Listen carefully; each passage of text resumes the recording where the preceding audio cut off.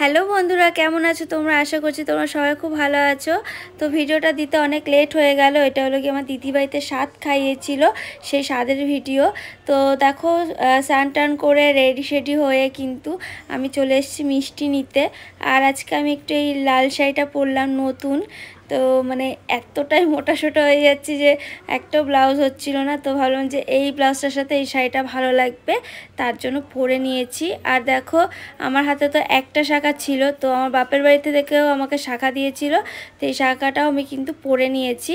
তো ভালোই লাগছে আমার। তো তোমাদের কেমন লাগছে? এমনিতেও তো মানুষ বাঁধানো শাখা এমনি শাখা পরে, তো অনেকেই আমাকে সামনে দিয়ে যারা দেখছে তারা বলে যে দুটো শাখা কেন পরেছিস। তো এখন নাকি পরে থাকতে হয়, তো মা বলছিল খুলে দিলে অসুবিধাও নেই, তো আমি পরে রইলাম, ভালো লাগছে তাই।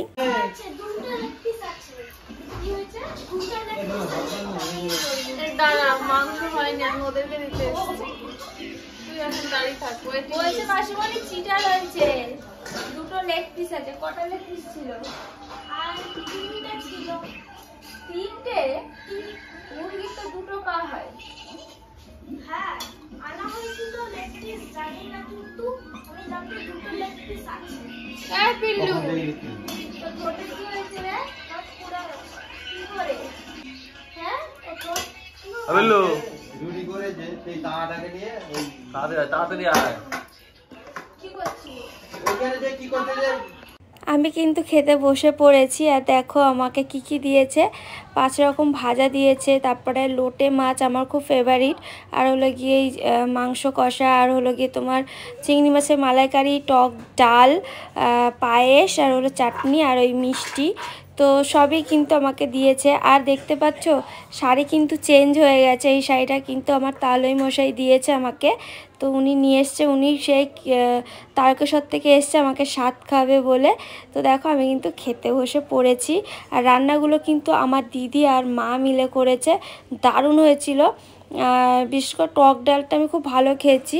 আর এখন মানে আমার এই টমেটোর ডাল এসব বেশ ভালোই লাগে খেতে। তো আর লোটে মাছটা যেমন ঝাল তেমন মানে টেস্ট ছিল, মানে কি বলবো, হেভি হেভি। আর পায়েস তো আমি খাই না, কিন্তু সেদিন আমার দিদি বলছিল যে আমি এত শখ করে বানালাম, একটুখানি খা। তো সত্যি কথা বলতে পায়েসটা যেই খেয়েছি এত টেস্ট লাগছিল। আর আমার দিদিদের বাড়ি যে গরু আছে গ্রামে, সেই গরুর দুধ দিয়ে কিন্তু বানিয়েছে, মানে আমার তালমশাই নিয়ে এসেছিলো। তারপর দেখো খাওয়া দাওয়ার পরে কিন্তু একটু রেস্ট নিতে শুয়ে পড়েছি। ওইদিকে মা পাশে শুয়ে রয়েছে, এদিকে বৌদি আর দিদি নিচে শুয়েছে। তো আমি একটু ভাবলাম যে একটু ঘুমাবো, তো ঘুম তার হচ্ছেই না, ঘুম আমার গেছে একদম পুরো উড়ে। তাই শুয়ে শুয়ে দিদির সাথে বক বক করছিলাম। তারপরে বিকেলবেলা আবার একটু ভাবছি যাব আরাধ্যার বাড়িতে, তোমার দাদা হয়ে গেছে বাড়িতেও আসলে যাব। তো ঘুম থেকে ঘুমাই তো নি, একটু শুয়েছিলাম, তো উঠে চাটা খেয়েছি। তো এখন যাবো আরাধ্যার বাড়ি। আর আরাধ্যার বাড়ি হলো গিয়ে দিদিদের বাড়ির একটা বাড়ির পর। তো যাই, ওর সাথে দেখা করে আসি, অনেকদিন দেখা করি না। হ্যাঁ, তো চলো যা যাক। এই চলো। ও আমার দিদিও যাবে, আমার বৌদিও যাবে, তাই দেখো যাওয়ার কোনো নামই নেই। খাটে নামবি? আর একজন যে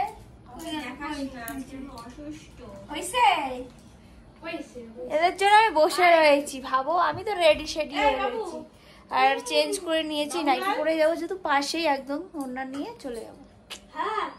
তো চলে আসলাম আমি আরাধ্যার বাড়িতে। দেখো ওর সাথে আমার দেখা হলো কমাস পরে, 3 মাস। তো ওর সাথে আমার 3 মাস পর দেখা হলো। আর এসে বেচারি আমাকে গরমের মধ্যে বসিয়ে রেখেছে, দেখো পাখা টাকা না চালিয়ে। তুই তো কিপটে কেন রে? চালাবো না, কারেন্ট বাঁচাবো। কি অবস্থা, সবসময় কিপটামো করে না বন্ধুরা। মানে এই ঝালরটা পড়ে গেছে, দেখো পুরো গায়ে লেগে রয়েছে, এর জন্য পাখা চালাতে পারছে না। তাই আমাকে এইভাবে হাওয়া, তাই জন্য আমি নিজে থেকে ওকে হাওয়া দিচ্ছি। হ্যাঁ, ওকে হাওয়া দিচ্ছ, এটা ঠিক। সত্যি এত গরম লাগছে, বাইরে কিন্তু হালকা ঠান্ডা। কতদিন পরে আসলো তাও বলে বলে, আমারও তো যাওয়া হয় না।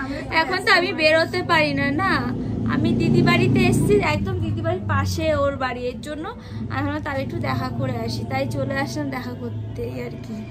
নাহলে আমি তো ঘর থেকে বেরোই না খুব একটা কাজ ছাড়া, এমার্জেন্সি হসপিটাল ডাক্তার। এখন বেরোবে কি করে? তোমরা তো সবাই জানো একটু অসুবিধা আছে, এখন বেরোনো তো ঠিক না। না তো যাই হোক, তো আমরা গল্পটা দিই। তারপরে আমার দিদি, তারপরে বৌদি এসেছিল, ওরা আবার চলে গেল, আমার দাদা বৌদি এসছে, তো তোমার দাদা ভাই আসবে, তারপর আমি যাব।